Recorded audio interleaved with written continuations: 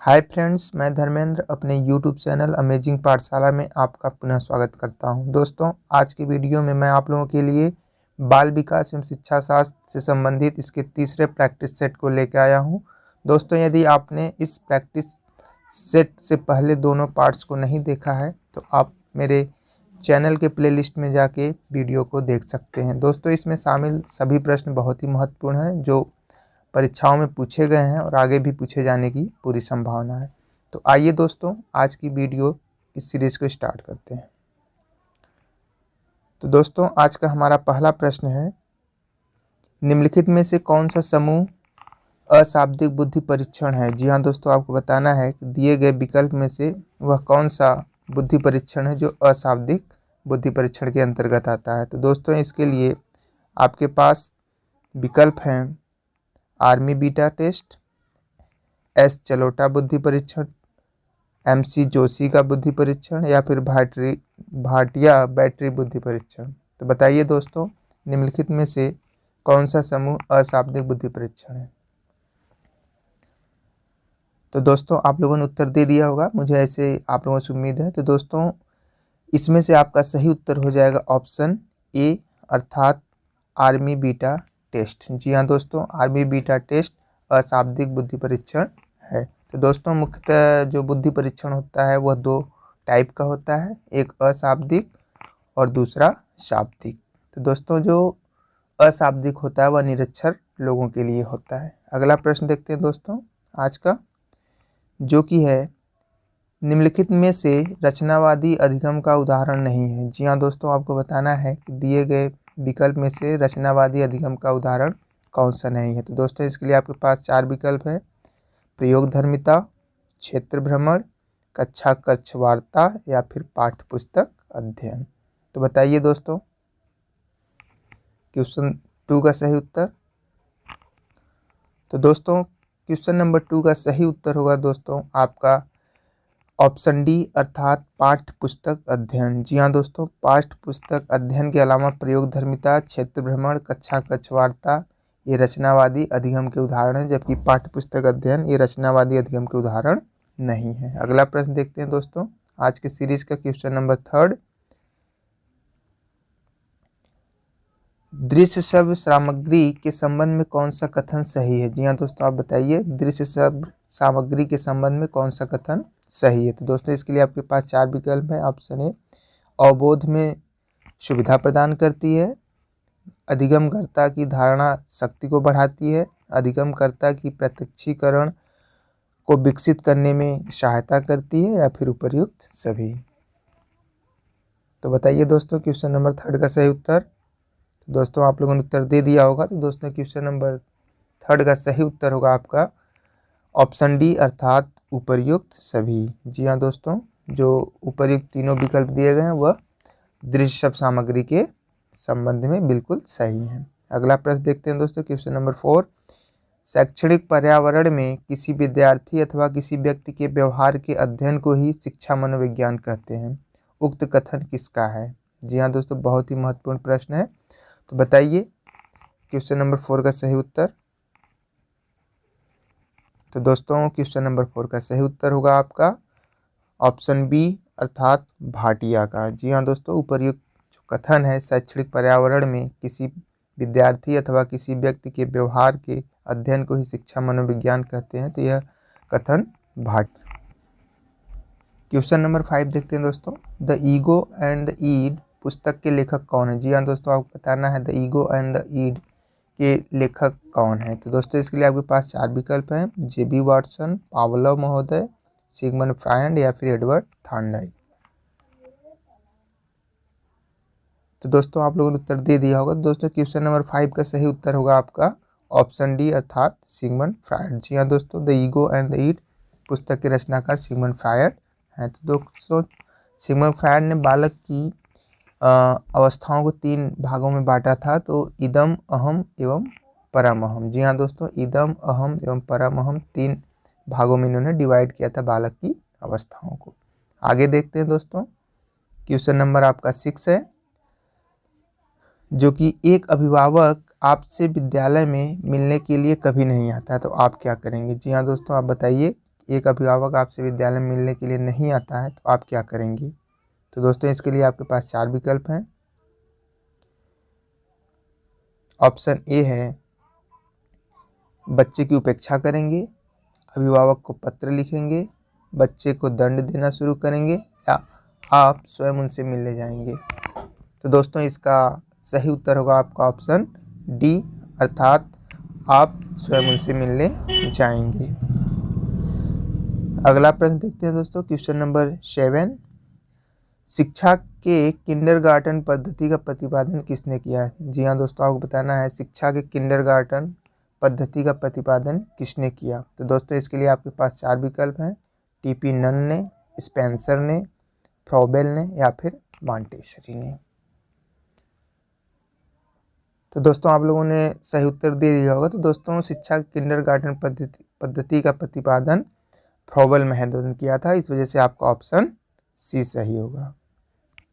तो दोस्तों जो किंडरगार्टन पद्धति होती है ये प्राइमरी बच्चों के लिए काफ़ी महत्वपूर्ण होती है और उन्हीं के लिए ये बनाई गई होती है। अगला प्रश्न देखते हैं दोस्तों, क्वेश्चन नंबर 8। प्रतिभाशाली शिक्षार्थियों को खाली स्थान से जुड़े प्रश्नों पर अधिक समय देने के लिए कहा जा सकता है। जी हाँ दोस्तों, आपको बताना है कि प्रतिभाशाली जो विद्यार्थी होते हैं उनसे किस प्रकार से जुड़े प्रश्नों पर अधिक समय देने के लिए कहा जा सकता है। दोस्तों इसके लिए आपके पास 4 विकल्प हैं।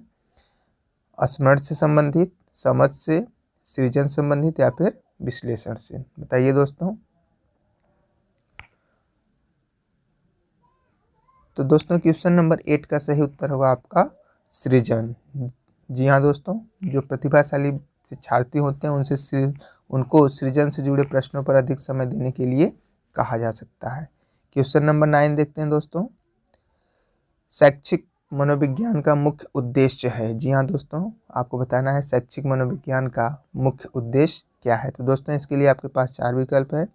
शिक्षण विधि में सुधार, बालक का सर्वांगीण विकास, बालक के सामाजिक स्तर में सुधार या फिर शिक्षण सामग्री में सुधार। तो बताइए दोस्तों शैक्षिक मनोविज्ञान का मुख्य उद्देश्य क्या है। तो दोस्तों आप लोगों का जो क्वेश्चन नंबर 9 है शैक्षिक मनोविज्ञान का उद्देश्य क्या है। तो दोस्तों शैक्षिक मनोविज्ञान का मुख्य उद्देश्य बालक का सर्वांगीण विकास करना है, इस वजह से आपका ऑप्शन बी सही होगा। अगला प्रश्न देखते हैं दोस्तों, क्वेश्चन नंबर 10। शिक्षा के क्षेत्र में निम्नलिखित में से सबसे महत्वपूर्ण होता है। जी हाँ दोस्तों, बताइए शिक्षा के क्षेत्र में सबसे महत्वपूर्ण चीज़ क्या होता है। आपके लिए इसके पास 4 विकल्प हैं। ऑप्शन ए शिक्षक, ऑप्शन बी शिक्षार्थी, ऑप्शन सी पाठ्यक्रम या फिर ऑप्शन डी पाठ्यपुस्तक। तो दोस्तों शिक्षा के क्षेत्र में सबसे महत्वपूर्ण माना गया है शिक्षार्थी को, अर्थात विद्यार्थी को। आपका ऑप्शन बी सही हो जाएगा। अगला प्रश्न देखते हैं दोस्तों, क्वेश्चन नंबर 11। निगमनात्मक तर्कणा में क्या शामिल है। जी हाँ दोस्तों, आपको बताना है कि निगमनात्मक तर्कणा में क्या शामिल है। सामान्य से विशिष्ट की ओर तर्कणा, विशिष्ट से सामान्य की ओर तर्कणा, ज्ञान का सक्रिय निर्माण और पुनर्निर्माण या फिर अन्वेषण परक सीखना। तो बताइए दोस्तों क्वेश्चन नंबर 11 का सही उत्तर। तो दोस्तों क्वेश्चन नंबर 11 का सही उत्तर होगा आपका ऑप्शन ए, अर्थात सामान्य से विशिष्ट की ओर तर्कणा। अगला प्रश्न देखते हैं दोस्तों, क्वेश्चन नंबर 12 आज की प्रैक्टिस सेट का, जो कि है गणित में अधिगम निर्योग्यता का आकलन निम्न में से किस परीक्षण द्वारा सर्वाधिक उचित तरीके से किया जा सकता है। तो बताइए दोस्तों गणित में अधिगम निर्योग्यता का आकलन निम्न में से किस परीक्षण द्वारा सर्वाधिक उचित तरीके से किया जा सकता है। दोस्तों इसके लिए आपके पास 4 विकल्प हैं। पहला है दोस्तों अभिक्षमता परीक्षण, दूसरा निदानात्मक परीक्षण, तीसरा स्क्रीनिंग परीक्षण या फिर चौथा उपलब्धि परीक्षण। बताइए दोस्तों।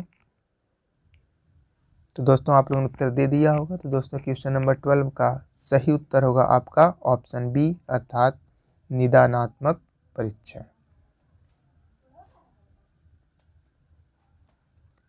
अगला प्रश्न देखते हैं दोस्तों, क्वेश्चन नंबर 13 रास के अनुसार पूर्व बाल्यावस्था का काल है। जी हाँ दोस्तों, आपको बताना है कि रास महोदय के अनुसार पूर्व बाल्यावस्था का काल कितना है। तो दोस्तों इसके लिए आपके पास 4 विकल्प हैं।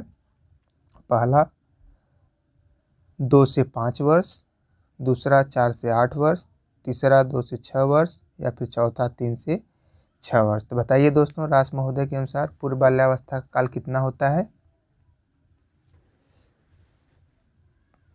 तो दोस्तों क्वेश्चन नंबर 13 का सही उत्तर होगा ऑप्शन डी, अर्थात 3 से 6 वर्ष तक। दोस्तों अलग अलग मनोवैज्ञानिकों ने अलग अलग अवस्थाओं का समय दिया है, तो रास महोदय के अनुसार पूर्व बाल्यावस्था का काल 3 से 6 वर्ष तक होता है।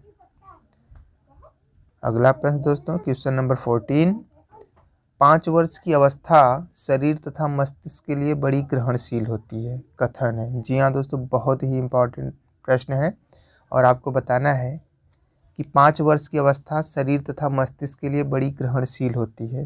तो दोस्तों इसके लिए आपके पास 4 विकल्प है और बताना है आपको यह कथन किसका है। तो दोस्तों ऑप्शन ए है न्यूमैन का, ऑप्शन बी वाटसन का, ऑप्शन सी स्किनर का या फिर ऑप्शन डी एडलर महोदय का। तो बताइए दोस्तों।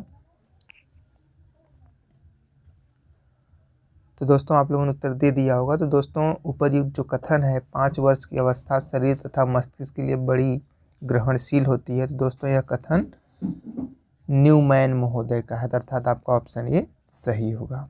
क्वेश्चन नंबर 15 देखते हैं दोस्तों, जो कि है खिलौनों की आयु कहा जाता है। जी हाँ दोस्तों, आपको बताना है कि खिलौनों की आयु किस अवस्था के लिए यूज़ किया जाता है, प्रयोग किया जाता है। तो दोस्तों इसके लिए आपके पास 4 विकल्प हैं। पहला उत्तर बाल्यावस्था को, दूसरा प्रौढ़ावस्था को, तीसरा किशोरावस्था को या फिर शैशवावस्था का। तो बताइए दोस्तों क्वेश्चन नंबर 15 का सही उत्तर। तो दोस्तों 15 का नंबर का जो आपका प्रश्न है उसका सही उत्तर होगा आपका ऑप्शन डी, अर्थात शैशवावस्था। जी हाँ दोस्तों, शैशवावस्था को ही खिलौनों की आयु कहा जाता है। अगला प्रश्न देखते हैं दोस्तों क्वेश्चन नंबर 16, मोटरसाइकिल के मैकेनिक को स्कूटर की मरम्मत करने में कठिनाई का अनुभव होता है, तो यह कैसा स्थानांतरण है? जी हाँ दोस्तों, बहुत ही इंपॉर्टेंट प्रश्न। तो दोस्तों इसके लिए आपके पास 4 विकल्प है। ऑप्शन ए सकारात्मक स्थानांतरण, नकारात्मक स्थानांतरण, नकारात्मक और सकारात्मक दोनों, या फिर इनमें से कोई नहीं। तो बताइए दोस्तों, मोटरसाइकिल के मैकेनिक को स्कूटर की मरम्मत करने में अगर कठिनाई का अनुभव होता है तो यह किस प्रकार का स्थानांतरण है? तो दोस्तों बहुत आसान प्रश्न है। तो दोस्तों आपका जो क्वेश्चन नंबर 16 है इसका सही उत्तर होगा आपका नकारात्मक, अर्थात आपका ऑप्शन बी सही होगा। तो दोस्तों जो स्थानांतरण होता है वो मूलतः धनात्मक और ऋणात्मक होता है। तो दोस्तों धनात्मक वो होता है जब हम कोई पूर्व ज्ञान अर्जित कर लेते हैं और जब नवीन कार्य को हम करने जाते हैं, यदि वो पूर्व ज्ञान नवीन कार्य को सीखने में हमारी मदद करता है या सहायता करता है तो धनात्मक होता है। और जब पूर्व ज्ञान नवीन कार्य को सीखने में बाधा उत्पन्न करता है या उसको हम नहीं सीख पाते हैं तो वो हमारा ऋणात्मक स्थानांतरण होता है। तो अगला प्रश्न देखते हैं दोस्तों क्वेश्चन नंबर 17, जो कि है वाइगोत्स्की के सिद्धांत में निम्नलिखित वाइगोत्स्की के सिद्धांत में विकास के निम्नलिखित में से कौन से पहलू की उपेक्षा की गई है? जी हाँ दोस्तों, बताइए वाइगोत्स्की महोदय के अनुसार निम्नलिखित में से कौन सी पक्ष की या पहलू की उपेक्षा की गई? तो दोस्तों इसके लिए आपके पास 4 विकल्प हैं, सामाजिक, सांस्कृतिक, जैविक या फिर भाषाई। तो दोस्तों क्वेश्चन नंबर 17 का सही उत्तर हो जाएगा आपका ऑप्शन सी, अर्थात जैविक। जी हाँ दोस्तों, सामाजिक, सांस्कृतिक और भाषाई तीनों पहलुओं का अध्ययन वाइगोत्स्की महोदय ने अपने सिद्धांत में किया है, लेकिन जैविक का उन्होंने नहीं किया है। तो अगला प्रश्न देखते हैं दोस्तों क्वेश्चन नंबर 18 आपके सामने है, निम्नलिखित में से सबसे पहले बुद्धि परीक्षण का निर्माण किसने किया? जी हाँ दोस्तों, आपको बताना है कि निम्नलिखित में से सबसे पहले बुद्धि परीक्षण का निर्माण किसने किया? इसके लिए आपके पास 4 विकल्प है दोस्तों। Option A David Wechsler, option B Alfred Binet, option C Charles Edward Spearman या फिर ऑप्शन डी रॉबर्ट स्टर्नबर्ग। बताइए दोस्तों क्वेश्चन नंबर 18 का सही उत्तर। तो दोस्तों क्वेश्चन नंबर 18 का सही उत्तर हो जाएगा आपका अल्फ्रेड बीने, अर्थात आपका ऑप्शन बी सही होगा। क्वेश्चन नंबर 19, वाइगोत्स्की बच्चों के सीखने में निम्नलिखित में से किस कारक की महत्वपूर्ण भूमिका पर बल देते हैं? जी हाँ दोस्तों, आपको बताना है कि वाइगोत्स्की महोदय ने बच्चों के अधिगम में या सीखने में सबसे महत्वपूर्ण कारक किसको माना है? तो दोस्तों इसके लिए आपके पास 4 विकल्प हैं, आनुवांशिक को, नैतिक को, शारीरिक को या फिर सामाजिक विषय को। तो बताइए दोस्तों। तो दोस्तों क्वेश्चन नंबर 19 का सही उत्तर होगा आपका ऑप्शन डी अर्थात सामाजिक को। जी हाँ दोस्तों, वाइगोस्की महोदय ने बच्चों के सीखने में सामाजिक कार्य को या सामाजिक विषय को सबसे महत्वपूर्ण माना है।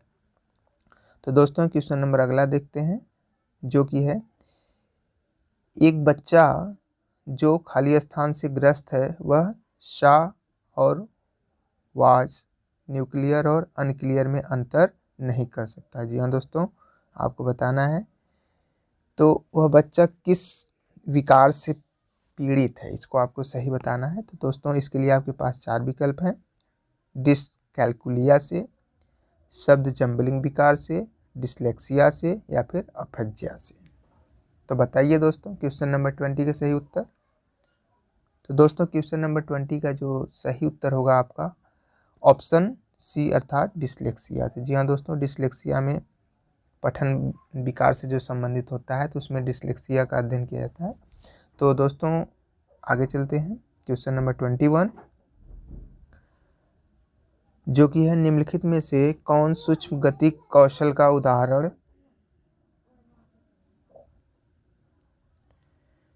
अगला प्रश्न देखते हैं दोस्तों, क्वेश्चन नंबर 21, निम्नलिखित में से कौन सूक्ष्म गतिक कौशल का उदाहरण है। जी हाँ दोस्तों, आपको बताना है कि दिए गए विकल्प में से कौन सूक्ष्म गतिक कौशल का उदाहरण है। दोस्तों इसके लिए आपके पास 4 विकल्प है, ऑप्शन ए फुदकना, ऑप्शन बी दौड़ना, ऑप्शन सी लिखना या फिर ऑप्शन डी बढ़ना। तो बताइए दोस्तों क्वेश्चन नंबर 21 का सही उत्तर। तो दोस्तों क्वेश्चन नंबर 21 का सही उत्तर हो जाएगा आपका ऑप्शन सी अर्थात लिखना। अगला प्रश्न देखते हैं दोस्तों, क्वेश्चन नंबर 22, एक सशक्त विद्यालय अपने शिक्षकों में निम्नलिखित योग्यताओं में से किसे सर्वाधिक बढ़ावा देगा। तो जी हाँ दोस्तों, आपको बताना है कि दिए गए विकल्प में से वह कौन सा ऑप्शन है जो एक सशक्त विद्यालय अपने शिक्षकों में योग्यताओं में बढ़ावा देने के लिए अग्रसर रहेगा। तो इसके लिए आपके पास 4 विकल्प हैं, स्मृति पर, अनुशासित स्वभाव पर, प्रतिस्पर्धात्मक अभिवृत्ति पर या फिर परीक्षण करने की प्रवृत्ति पे। तो दोस्तों क्वेश्चन नंबर 22 का सही उत्तर हो जाएगा आपका ऑप्शन सी अर्थात प्रतिस्पर्धात्मक अभिवृत्ति पर। जी हाँ दोस्तों, तो जो एक सशक्त विद्यालय होगा अपने शिक्षकों में कंपटीशन की भावना को विकसित करने का लिए बढ़ावा देगा। अगला देखते हैं दोस्तों, क्वेश्चन नंबर 23, जो कि है प्रतिभाशाली विद्यार्थी खाली स्थान होते हैं। जी हाँ दोस्तों, आपको बताना है प्रतिभाशाली विद्यार्थी क्या होते हैं, इसको आपको ऑप्शन चूज करना है। तो दोस्तों इसके लिए आपके पास 4 विकल्प हैं, शिक्षकों से स्वतंत्र होते हैं, स्वभाव से अंतर्मुखी होते हैं, अपनी आवश्यकताओं को दृढ़तापूर्वक नहीं कह पाते हैं या फिर अपने निर्णयों में आत्मनिर्भर होते हैं। तो बताइए दोस्तों क्वेश्चन नंबर 23 का सही उत्तर। तो दोस्तों